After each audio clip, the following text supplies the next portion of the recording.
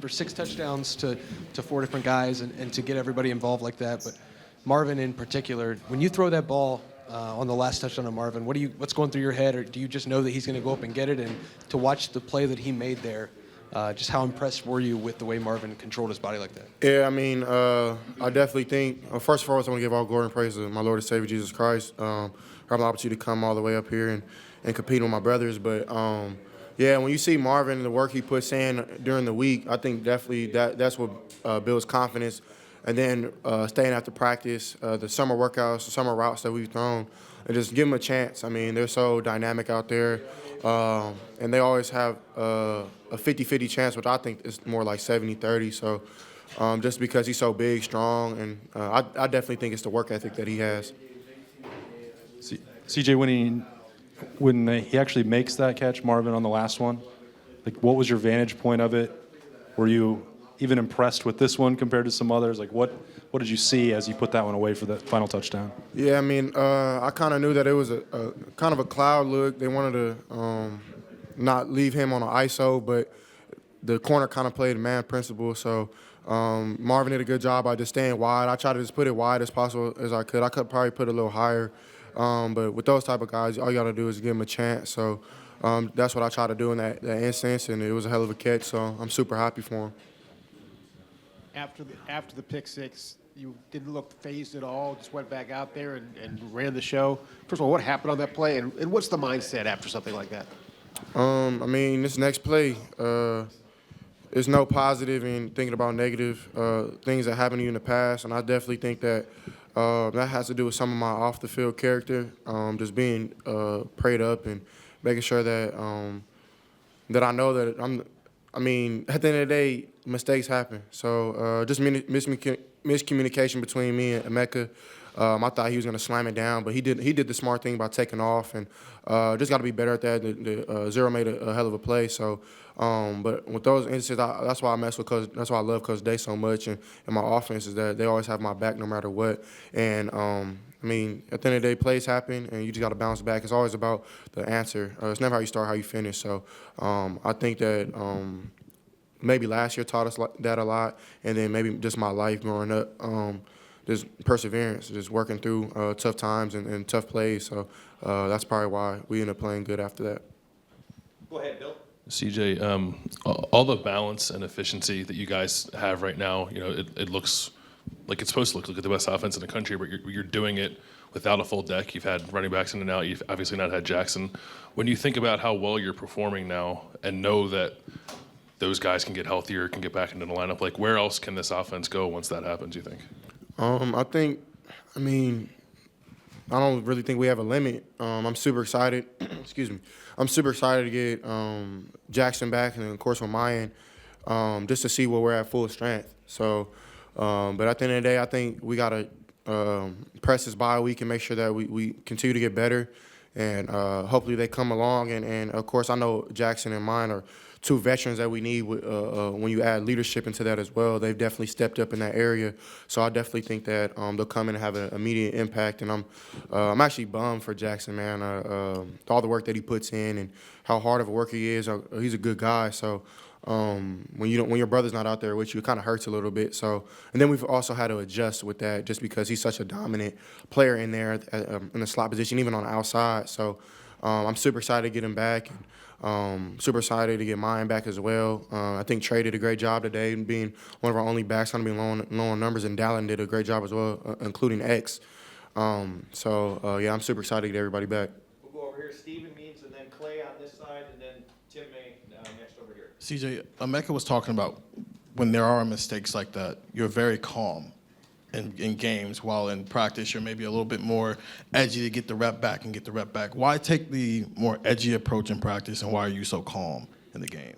I definitely think Mecca kind of hit it on the point. I think the reasoning for that is just practice is harder than the games, if you ask me.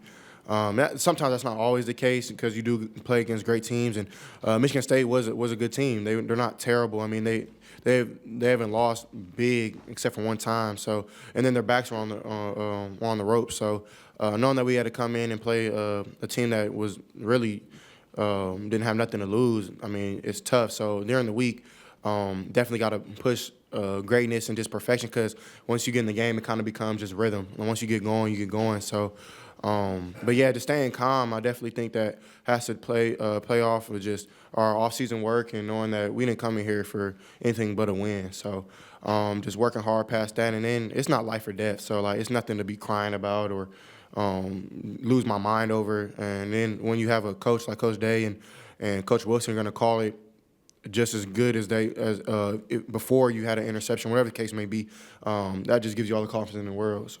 Over here to the right, Tim. Mich.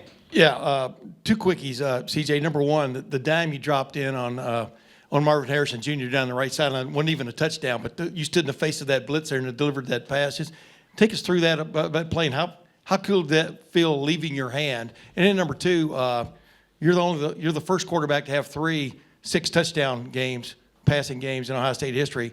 What does that mean to you? Yeah, the one was third down. I want to say it was probably like 3rd and 4 around there.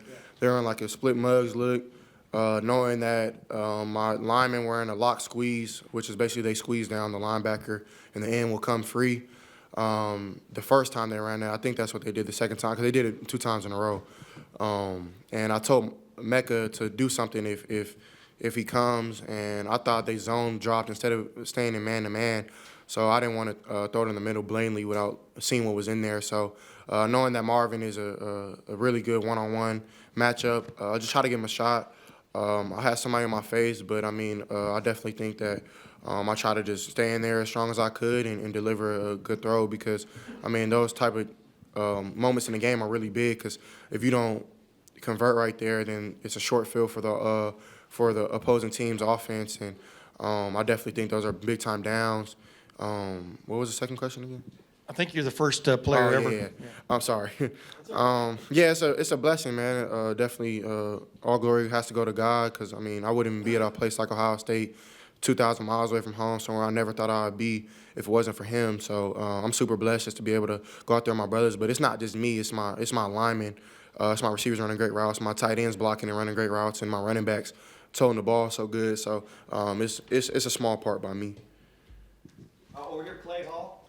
Yes, CJ, when you look back at the run of quarterbacks here recently, JT, Cardell, Dwayne, Justin, are you inspired or motivated by them and the success that they've had I mean, is this quarterback you? I mean, it's starting to, over time here, to make a real impression. Yeah, that was definitely one of my reasonings for coming to Ohio State.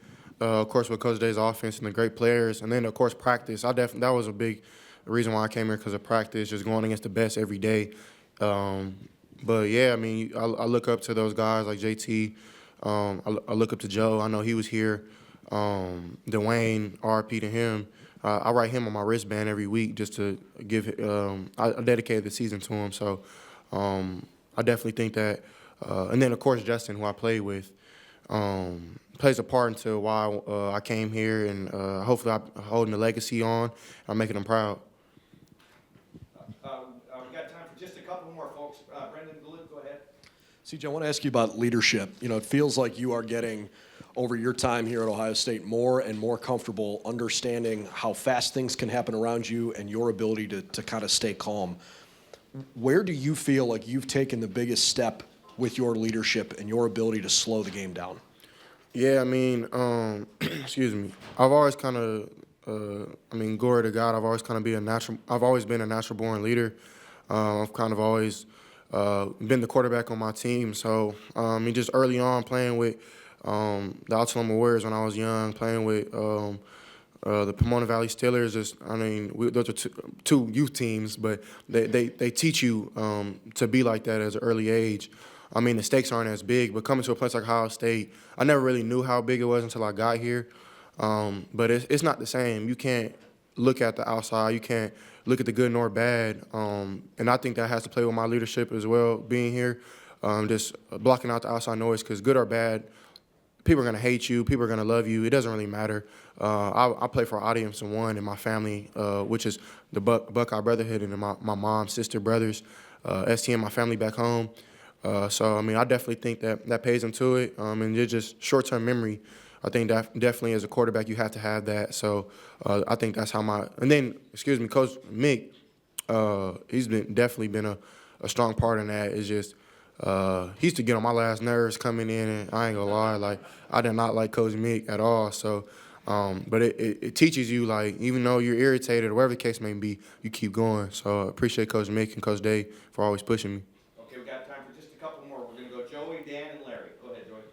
CJ, as far as kind of being level-headed, having the short-term memory, it sounds like maybe that was emphasized when you were a younger quarterback. Were you good at that, like at a young age, like high school, like kind of you make an interception and you flip the page and be level-headed, or is there something you feel like you've really gotten better at? I feel like I've gradually definitely gotten better. I'm not a huge, I don't know. I wouldn't call myself a huge emotional person. So I'm not big in showing a lot of my emotions, at least, especially when your brothers are watching. And I think that has to play a part of growing up with two older brothers. They kind of were mean to me. And then, of course, my sister probably worse.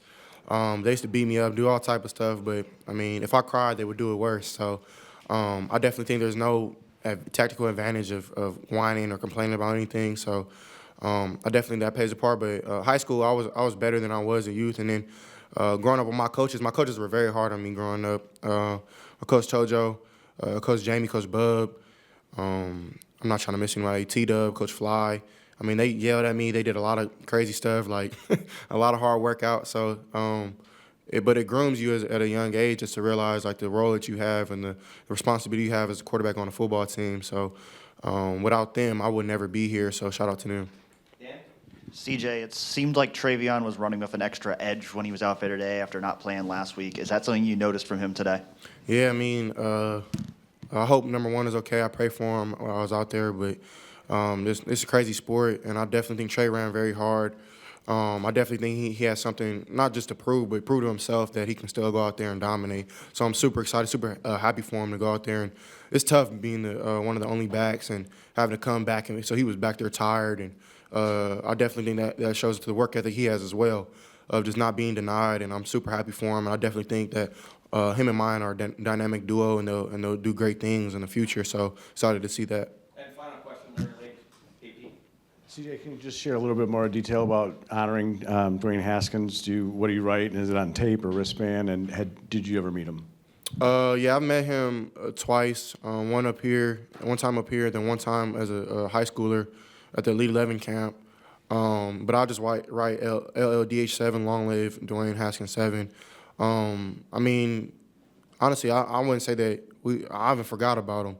I don't know if anybody else has, but he's here. You know what I'm saying? He walks in the spirit with me, maybe not in the flesh, but I know that I was rooting him on when he was still playing, and I know that he roots me on now, even back then, last year when I played here too. So I send my condolences to his family. I know it's probably still really raw and tough time for them. So my condolences go to them. I know how it is to lose somebody close to you. And I also write long live my cousin who passed away 3 years ago last summer. So he was one person who introduced me to football as well. His name is Sam House. So long live my cousin S3. And I just try to honor people like that because I don't like forgetting people because when he was here, everybody loved him. So why not still love him? So I try to just show that message.